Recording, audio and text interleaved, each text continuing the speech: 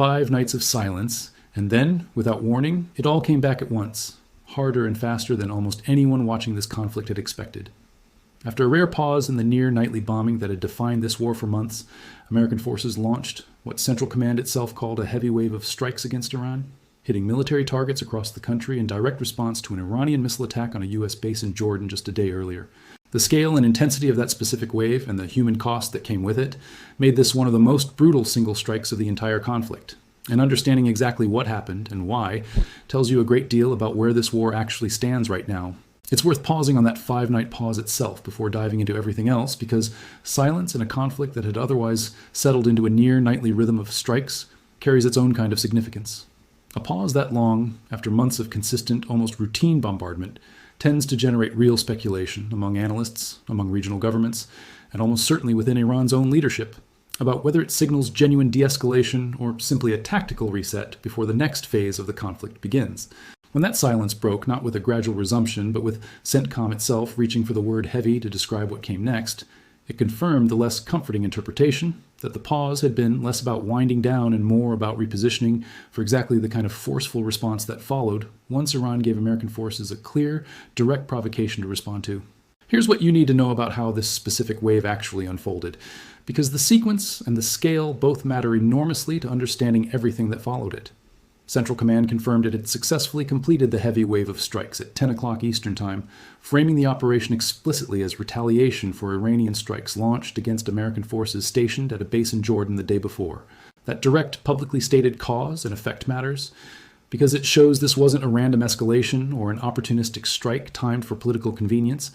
It was a calculated, proportional response tied to a specific, identifiable provocation executed within roughly 24 hours of the triggering attack. A speed that itself became a defining feature of how this entire conflict has continued to unfold. But the human cost of that response was severe.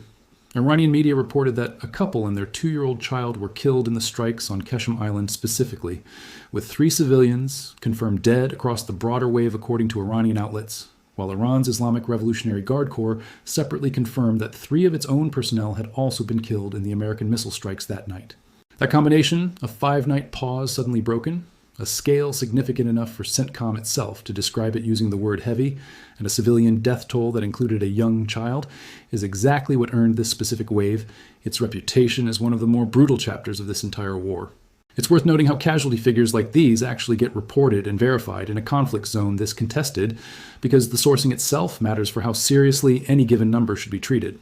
The figures on Qeshm Island and the broader civilian toll came from Iranian media, while the count of IRGC personnel killed came from Iran's own Revolutionary Guard directly, meaning nearly all of the casualty reporting from this specific wave originated from Iranian sources rather than independent third-party verification. That's not unusual in a conflict where American forces rarely provide detailed public casualty assessments of their own strikes,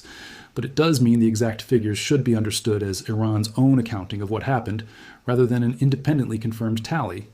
even though the broader pattern, real civilian deaths occurring alongside military casualties in a strike wave described by American officials themselves as heavy, remains consistent regardless of the precise final numbers. Let's rewind and actually place this specific strike within the broader arc of the conflict, because understanding how we got to a 5-night pause followed by a heavy wave of retaliation explains a lot about how this entire war has continued to function for months. This conflict began back on February 28th, when the United States and Israel launched coordinated strikes against Iran that included the assassination of Iran's supreme leader,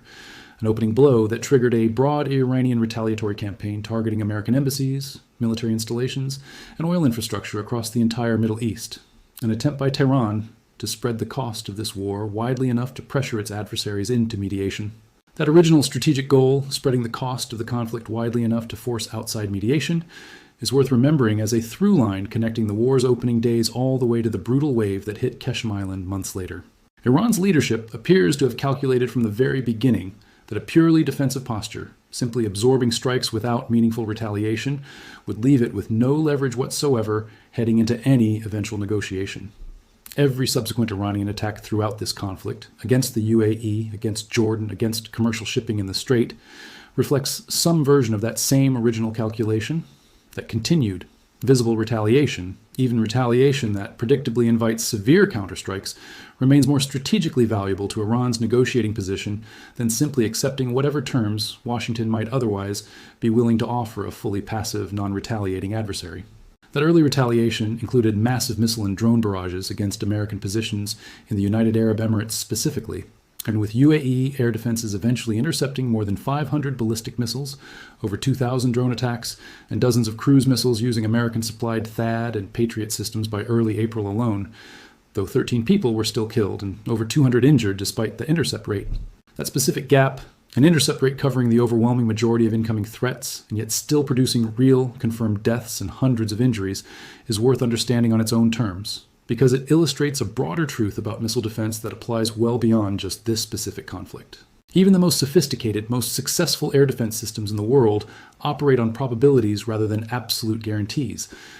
Intercepting 99 out of 100 incoming threats still leaves that 100th threat free to find a target. And when the total volume of incoming fire runs into the thousands, as it did against the UAE in this conflict's opening weeks, even a very small failure rate translates into a meaningful, tragic number of casualties on the ground. That mathematical reality is exactly why layered defense systems matter so much in modern warfare. But it's also exactly why no amount of defensive technology, however advanced, can fully eliminate the human cost of a sustained missile and drone campaign once it reaches a certain scale. Iran also closed the Strait of Hormuz in the war's opening days, prompting a sustained American campaign to reopen it that included sinking Iranian mine layers, imposing a full naval blockade starting April 13th, an operation the Pentagon estimated cost Iran nearly $5 billion in lost oil revenue within its first weeks alone, and a dedicated operation called Project Freedom, launched in early May specifically to help stranded shipping finally move again. That earlier phase of the conflict, months before the specific brutal wave this breakdown centers on, established the basic template that would keep repeating throughout the rest of this war,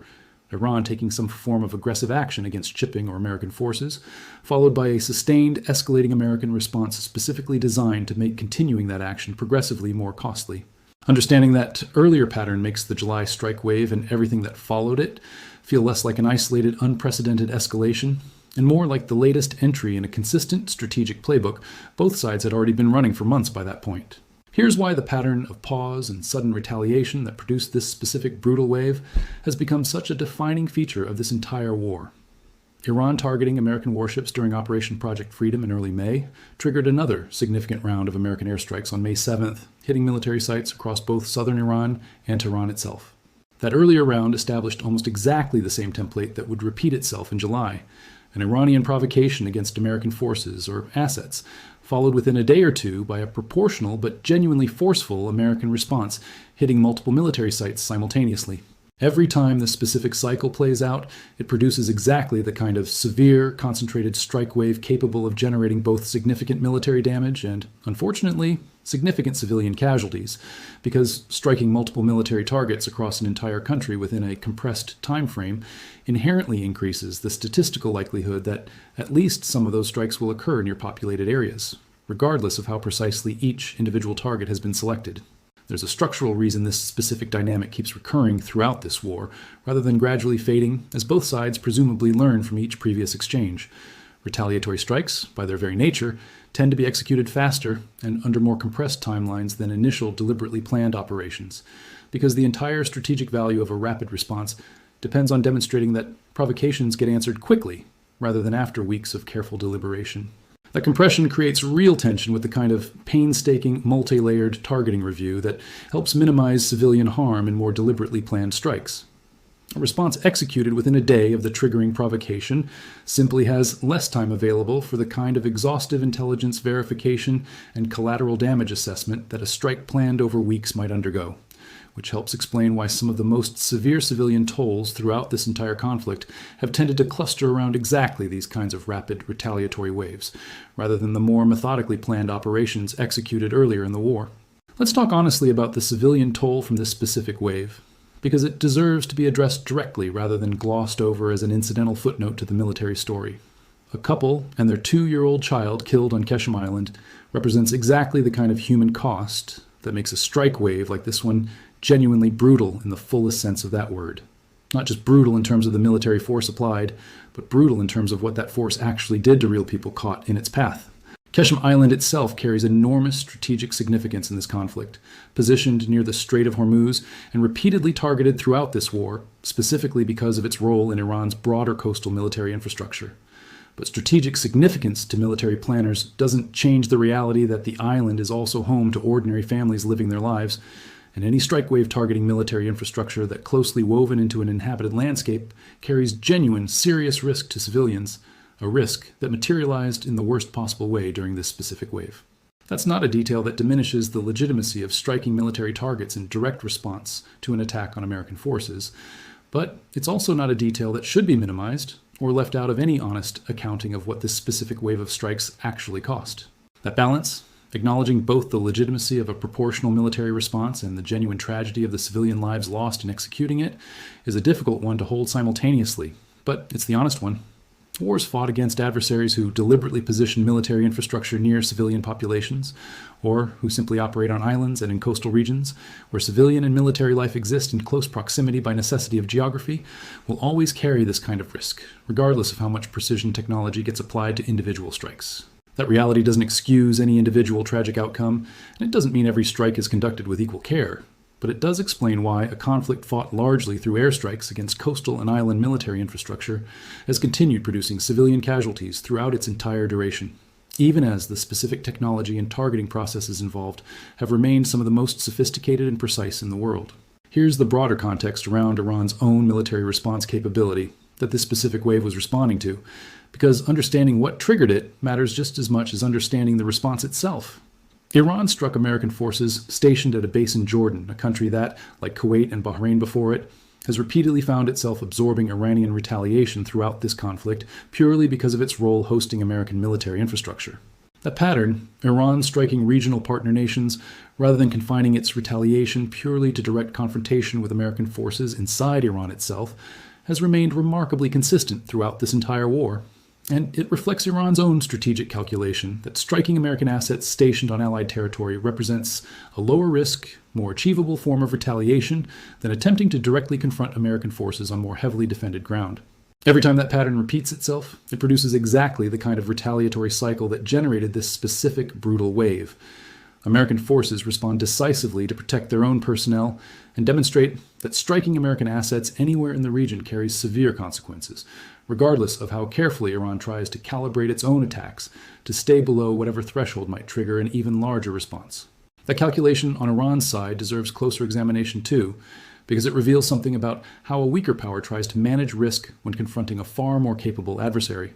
Striking American forces directly on Iranian soil would represent an entirely different category of provocation, one Iran clearly understands would invite a proportionally larger and more direct response. Striking those same forces while they're stationed on partner nation soil, in Jordan, in Kuwait, in Bahrain, allows Iran to register a genuine act of retaliation, one that demonstrates continued capability and defiance to its own domestic audience,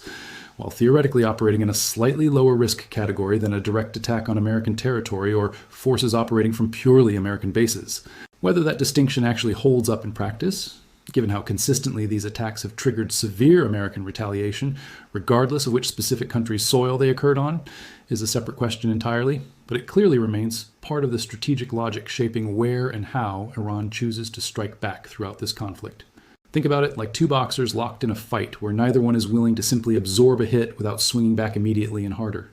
Every time Iran lands a blow against an American position, whether in Jordan, Kuwait, Bahrain, or the UAE, the response comes back within a day or two, calibrated to be proportionally more forceful than whatever provoked it, specifically to reinforce the message that this exchange isn't one Iran can win through sheer persistence. That's precisely the dynamic that turned a routine Iranian strike on a Jordanian base into a heavy wave of American retaliation, severe enough to kill a young child on an island hundreds of miles away. Because the response wasn't calibrated purely to the scale of the original provocation, it was calibrated to send an unmistakable message about the cost of continuing this exact pattern. If you're finding this breakdown genuinely useful, go ahead and hit that like button and drop a comment telling me whether you think strikes of this intensity are actually achieving their intended strategic goal of deterring further Iranian attacks, or whether this exact cycle of provocation and brutal retaliation is simply going to keep repeating itself indefinitely. And if you're new here, subscribe, because this war has shown no consistent sign of winding down, and we're going to keep tracking every major wave as it happens. Let's talk about what's happened in the weeks since this specific brutal wave, because the pattern it represents has continued playing out well into August, shaping nearly every major decision made on both sides of this conflict since. The State Department issued a formal warning to American citizens across the entire Middle East region in early August, a broad, region-wide caution that reflects just how unpredictable and how far-reaching this conflict's risk profile had become by that point in the war. Around that same time, American officials confirmed plans for fresh strikes on Iran, potentially as soon as that coming weekend, with President Trump signaling at a cabinet meeting that American forces would be hitting Iran very hard and that the conflict was unlikely to end anytime soon. Those specific planned strikes, however, actually ended up being called off, with Trump stating publicly that Iran and other Middle Eastern countries had asked him to hold off, following a phone call with the Saudi crown prince, who had raised direct concerns about the risk of further escalation. That cancellation is genuinely significant because it shows Saudi Arabia, a country with enormous economic exposure to any disruption of the Strait of Hormuz, given how much of its own oil exports depend on that exact waterway, carries real, demonstrated influence over the pace and timing of this conflict, influence significant enough to actually pause a planned American strike package that had already been publicly announced. That specific dynamic, a single phone call from a regional ally proving capable of pausing an already announced American strike, tells you something important about the constraints operating on this conflict that don't always show up clearly in the day-to-day coverage of individual strikes and casualty figures. The United States isn't fighting this war in a vacuum, isolated from the concerns and economic interests of its regional partners. Every major decision about the scale, timing, and intensity of strikes against Iran has to be weighed against the reactions of exactly the kind of allied governments whose own economies and security depend heavily on stability in the region. And Saudi Arabia's specific concern about further escalation threatening the Strait of Hormuz reflects a genuine, shared vulnerability that connects Riyadh's economic interests directly to how carefully Washington calibrates its next move, even in the immediate aftermath of a strike as brutal as the one that hit Qeshm Island weeks earlier. Here's an honest accounting of where that leaves the broader trajectory of this war, because it would be inaccurate to suggest either the brutal July wave or the canceled August strikes represent some kind of final turning point. Later in August, Trump escalated his public rhetoric even further, warning of what he called an economic D-Day against Iran, even as Tehran publicly dismissed the threat, having spent decades already becoming, in the words of multiple analysts covering the conflict, well acquainted with the experience of living under heavy international sanctions. That dismissal reflects something important about the limits of purely economic pressure against a regime that's already weathered years of sanctions prior to this war even beginning, suggesting that whatever leverage additional economic measures might theoretically provide has to compete against a government that's already built its entire domestic political survival strategy around functioning under exactly this kind of pressure. That resilience to economic threats specifically is worth understanding in more depth, because it explains why this conflict has continued to lean so heavily on direct military strikes, rather than economic pressure alone actually resolving the underlying standoff. A country that had never previously faced serious international sanctions might genuinely be shocked and destabilized by a threat like an economic D-Day, forced into rapid concessions simply to avoid an unfamiliar and potentially catastrophic new form of pressure. Iran's leadership, by contrast, has spent literal decades adapting its economy, its banking relationships, and its domestic political messaging specifically around the reality of operating under heavy international sanctions, which means fresh economic threats, however severe they sound in a headline, are landing on a government that has already built institutional muscle memory for absorbing and managing exactly this kind of pressure, which helps explain Tehran's public dismissal rather than any visible sign of panic or immediate concession. Meanwhile, American stock markets actually rose during this same period, even as bond markets applied more pressure elsewhere in the financial system, showing that despite months of brutal strikes, canceled operations, and escalating threats, the broader global economy has, at least so far, avoided the kind of catastrophic disruption that a full closure of the Strait of Hormuz or a genuinely unrestrained regional war might have been expected to produce. You made it to the roundup, so let's cover a few other angles connected to this exact story worth understanding. The broader retaliatory campaign Iran launched against the UAE specifically in the war's opening days produced a genuinely staggering defensive effort, with UAE forces intercepting more than 530 separate ballistic missiles alone by early April, alongside thousands of drone attacks and dozens of cruise missiles, using American-supplied Thada and Patriot systems that performed at a scale rarely tested this intensively in real combat conditions anywhere in the world. Despite that remarkable intercept rate, 13 people were still killed and over 200 injured in the UAE alone, a reminder that even the most sophisticated layered air defense system in the world cannot achieve a perfect record when facing sustained high-volume missile and drone barrages over an extended period. There's also been a significant, lasting economic ripple effect from this entire conflict, extending well beyond just oil markets. With global travel and trade disrupted throughout the war, flights in and out of the Middle East halted at various points, and shipping companies rerouting away from both the Strait of Hormuz and the Red Sea entirely, showing just how far the consequences of this conflict have spread beyond the immediate military confrontation between Washington and Tehran. Those rerouting decisions carry costs that compound over time in ways that don't always make for dramatic headlines, but that add up to genuinely significant economic damage the longer this conflict continues. Every shipment redirected around the Red Sea and Strait of Hormuz adds real distance, real fuel costs, and real delays to global supply chains that were originally built around the assumption of predictable, efficient passage through exactly those two waterways. Airlines forced to reroute or cancel flights through Middle Eastern airspace face similar compounding costs, longer routes, higher fuel consumption, and disrupted crew and aircraft scheduling that ripples outward across their entire global network rather than staying contained to flights actually passing near the conflict zone itself. 6 months into this war, those accumulated costs represent a genuinely enormous, if less visually dramatic, toll, sitting alongside the more immediately visible human and military costs of individual strikes like the one that hit Qeshm Island in July. So let's zoom out and actually look at the strategic picture underneath this entire pattern of brutal strikes and canceled escalations, because there's a bigger dynamic connecting all of it together. Every major turning point in this conflict, the initial opening strikes back in February, the Jordan-triggered heavy wave in July, the canceled weekend strikes in August,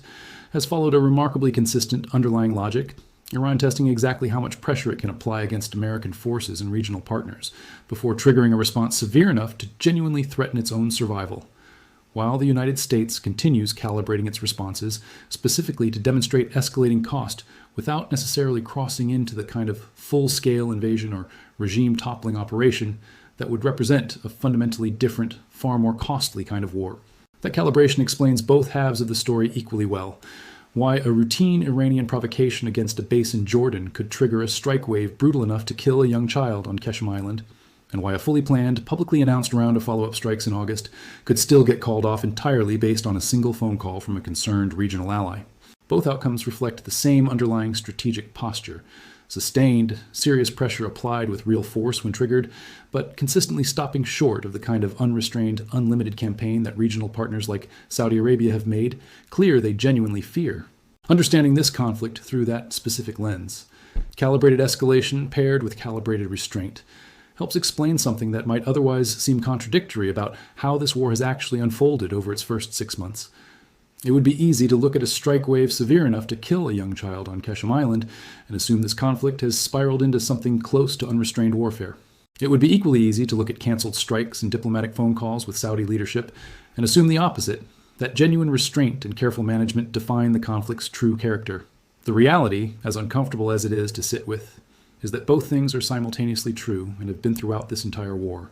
Brutal, severe force applied whenever a clear provocation demands it, paired with real, functioning limits that prevent that force from expanding into something even larger and more destructive. A genuinely difficult balance to maintain consistently over 6 months of active fighting. And that tension between demonstrating overwhelming, brutal force when Iran crosses a specific line and maintaining enough restraint to keep regional partners from panicking about a wider, uncontrollable war is really the defining feature of this entire conflict at this stage. Every brutal strike wave like the one that hit Qeshm Island in July serves a dual purpose, punishing the specific provocation that triggered it, while simultaneously reminding Iran, and every regional government watching closely,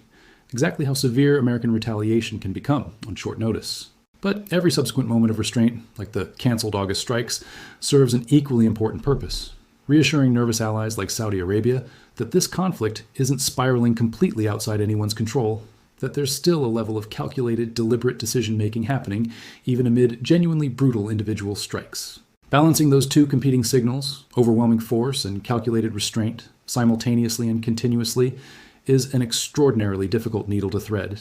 And the fact that this war has continued oscillating between brutal escalation and sudden pauses for nearly 6 months now suggests neither side has found a way to fully resolve that underlying tension yet. Here's my honest read on where this actually leaves things.